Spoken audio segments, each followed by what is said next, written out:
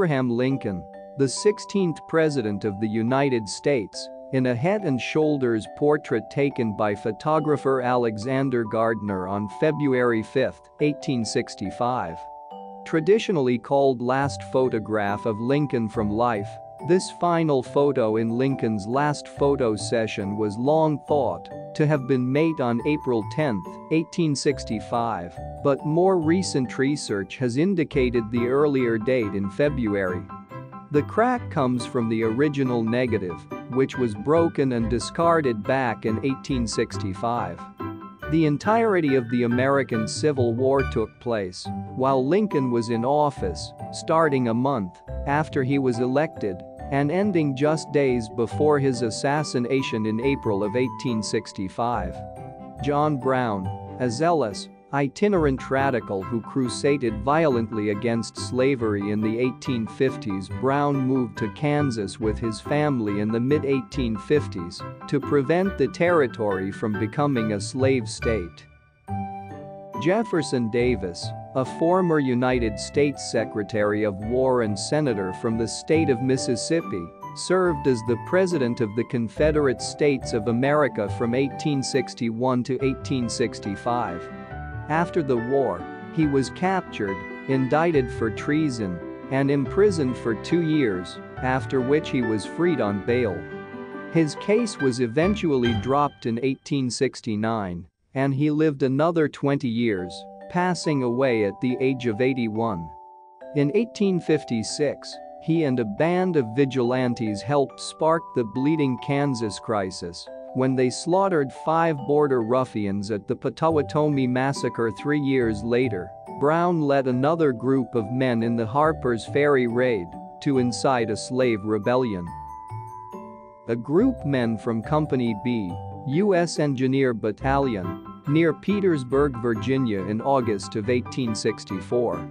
He was captured during the raid and hanged shortly before the election of 1860. Brown's death was cheered in the South, but mourned in the North. Confederate soldiers on the march through enemy-occupied Frederick, Maryland in 1862. James Buchanan, a pro-Southern Democrat who became the 15th President of the United States in 1856. Buchanan defeated John Fremont of the New Republican Party and former President Millard Fillmore of the Know Nothing Party in one of the most hotly contested elections in U.S. Confederate General Robert E. Lee poses in a late April 1865 portrait taken by Matthew Brady in Richmond, Virginia. By the end of the war, Lee had been appointed as General-in-Chief of all Confederate forces, having led numerous armies into battle against Union forces during the conflict. It was Lee's surrender to General Ulysses Grant at Appomattox Courthouse on April 9, 1865, that signaled the end of the war's history. Union General Ulysses S. Grant served as commanding general of the Army during the Civil War. After the war, his popularity in the North helped him to win the U.S. presidency in 1868 and again in 1872. During his term, Buchanan supported the Lecompton Constitution to admit Kansas as a slave state, weathered the Panic of 1857, and did nothing to prevent South Carolina's secession from the Union. Jefferson Davis, a former senator from Mississippi who was selected as the first president of the Confederacy in 1861. The routines of camp life of the 31st Penn Infantry, later 82d Penn Infantry, at Queen's Farm, vicinity of Fort Slocum, Washington, District of Columbia, during the Civil War in 1861. Overworked and underappreciated by his fellow Confederates, Davis struggled throughout the Civil War to unify the Southern states under the central government they had established. Stephen Douglas, an influential Democratic senator and presidential candidate from Illinois. 3 different photographs of Peter, a slave from Baton Rouge, Louisiana, circa 1863. The scars are a result of a whipping by his overseer Ardeu Carrier, who was subsequently fired by the master. It took 2 months to recover from the beating. These photographs were widely distributed in the North during the war. Also called Gordon, Peter later enlisted in the Union Army. Douglas pushed the 1854 Kansas-Nebraska Act through Congress to entice railroad developers to build a transcontinental railroad line in the North. The act opened Kansas and Nebraska territories to slavery and thus effectively repealed the Missouri Compromise of 1820. Adelbert Ames served as a Union Army general during the war, leading men in numerous battles. After the war, he served as military governor, senator and civilian governor in Reconstruction-era Mississippi. Ames lived a long life, passing away in 1933 at the age of 97. A champion of popular sovereignty, he announced his Freeport Doctrine in the Lincoln-Douglas debates against Abraham Lincoln in 1858. Although Douglas was the most popular Democrat, Southern Party members refused to nominate him for the presidency in 1860 because he had rejected the Lecompton Constitution to make Kansas a slave state. William Mackin was a civil engineer, railroad executive, and ardent supporter of the secession of the South. In 1861, after Virginia seceded, Mackin, still a civilian, orchestrated the capture of the Gosport shipyard in Portsmouth, Virginia, driving an empty passenger train loudly into town, bluffing the federal troops into abandoning the shipyard. He later took a commission as a colonel in the Confederate Army. After the war, Mackin served a term as the U.S. Senator from Virginia in 1881. As a result, the party split. Northern Democrats nominated Douglas, while Southern Democrats nominated John the 100th Breckinridge. Rose O'Neal Greenhow, Wild Rose, poses with her daughter inside the old Capitol Prison in Washington, District of Columbia. Greenhow, a Confederate spy, used her social ties in the Washington area to help her pass information to the South. She was apprehended by Allan Pinkerton in 1861 and held for nearly a year. She was released, deported to Richmond, Virginia, and welcomed heartily by Southerners. She served as a diplomat for the Confederacy, traveling to Europe and profiting from a popular memoir she wrote in London in 1863. In October of 1864, she was sailing home aboard a blockade runner, pursued by a Union ship near North Carolina. Her ship ran aground, and Greenhow drowned during an escape attempt after her rowboat capsized. In the election of 1860, Douglas toured the country in an effort to save the Union Ulysses S.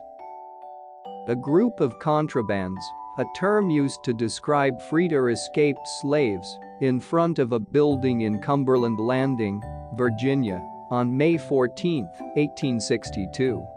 Grant, the Union's top general in the Civil War, who went on to become the 18th U.S.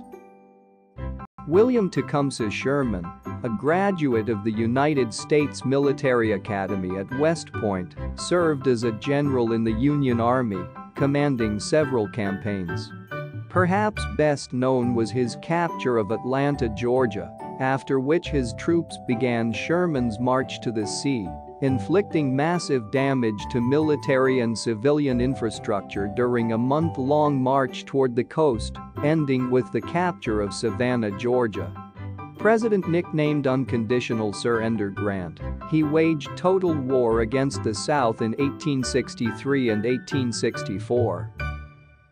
Francis C. Barlow entered the Civil War as enlisted men in the Union Army and ended it as general. Wounded several times, Barlow survived the war, later serving as the New York Secretary of State and New York State Attorney General. Robert E. Lee, arguably the most brilliant general in the Union General Herman Haupt, a civil engineer, moves across the Potomac River in a one-man pontoon boat that he invented for scouting and bridge inspection in an image taken between 1860 and 1865. Haupt, an 1835 graduate of West Point, was chief of construction and transportation of U.S. military railroads during the war's Army in 1860, who turned down Abraham Lincoln's offer to command the Union forces in favor of commanding the Army of Northern Virginia for the Confederacy.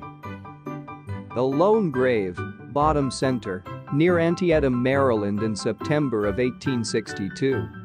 Although Lee loved the United States, he felt he had to stand by his native state of Virginia. His defeat at the Battle of Gettysburg proved to be the turning point in the war in favor of the North. Frederick Douglass, circa 1879.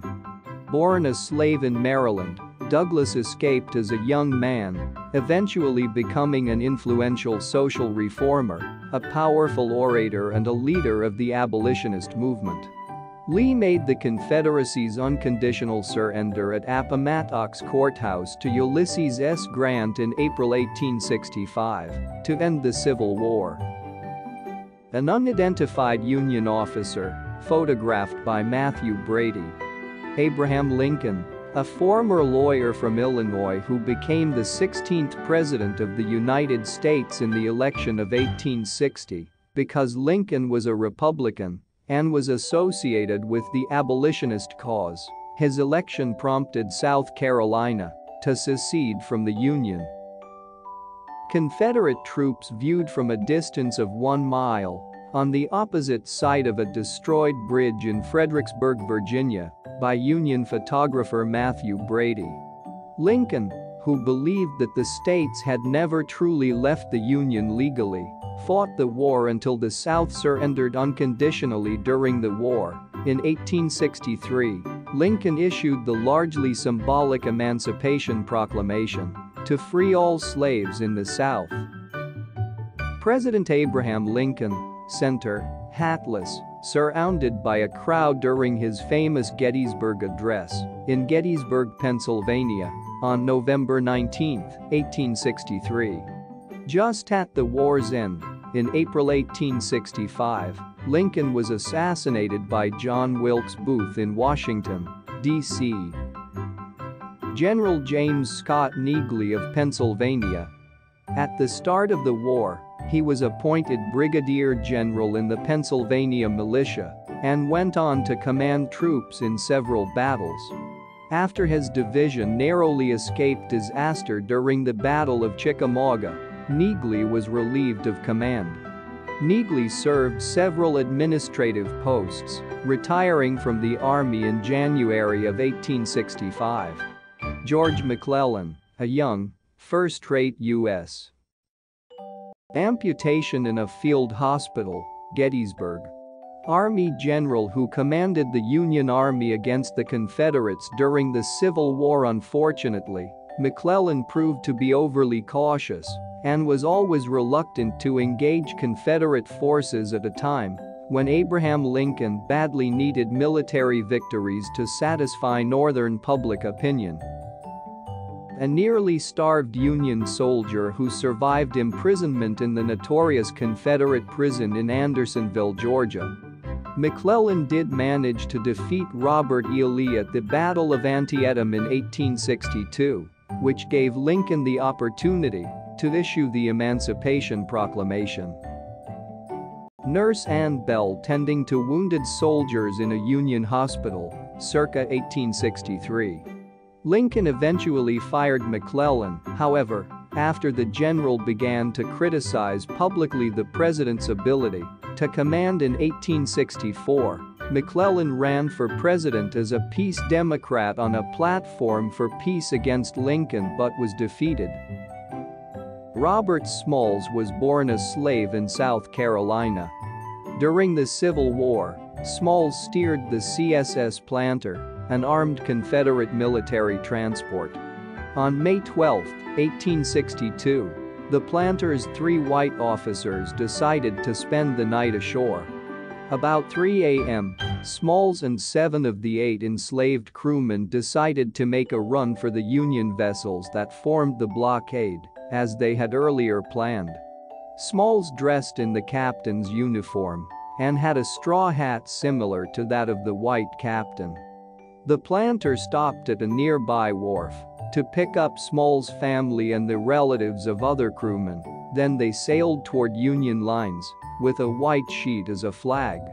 After the war, he went on to serve in the United States House of Representatives, representing South Carolina. Franklin Pierce, 14th President of the United States, elected in 1852 as a pro-slavery Democrat from New England. Pierce combined his desire for empire and westward expansion with the South's desire to find new slave territories. Confederate General Stonewall Jackson. Considered a shrewd tactician, Jackson served in several campaigns, but during the Battle of Chancellorsville he was accidentally shot by his own troops, losing an arm to amputation. He died of complications of pneumonia 8 days later, quickly becoming celebrated as a hero in the South. He tacitly backed William Walker's attempt to seize Nicaragua and used the Ostend Manifesto to try to acquire Cuba from Spain. Pierce also oversaw the opening of trade relations with Japan upon the return of Commodore Matthew Perry and authorized the Gadsden Purchase from Mexico in 1853. Soldiers of the 6th Corps, Army of the Potomac, in trenches before storming Marye's Heights at the Second Battle of Fredericksburg during the Chancellorsville Campaign, Virginia, May 1863.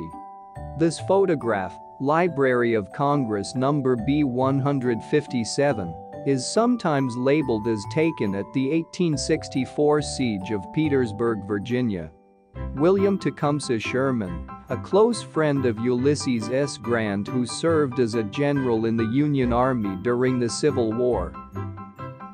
A portrait of Missy Demon, taken by photographer Matthew Brady.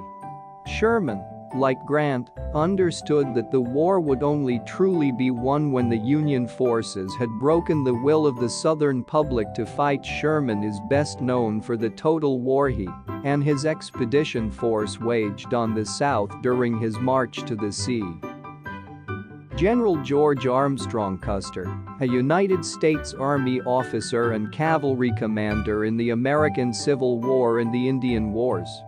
Custer built a strong reputation during the Civil War, and afterwards he was sent west to fight in the Indian Wars. Custer was later defeated and killed at the famous Battle of the Little Bighorn in eastern Montana Territory in 1876.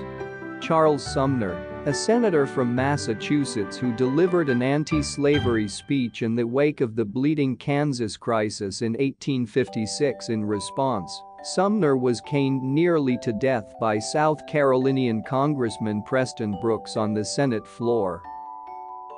Harriet Tubman, in a photograph dating from 1860 to 75. Tubman was born into slavery but escaped to Philadelphia in 1849 and provided valuable intelligence to Union forces during the Civil War.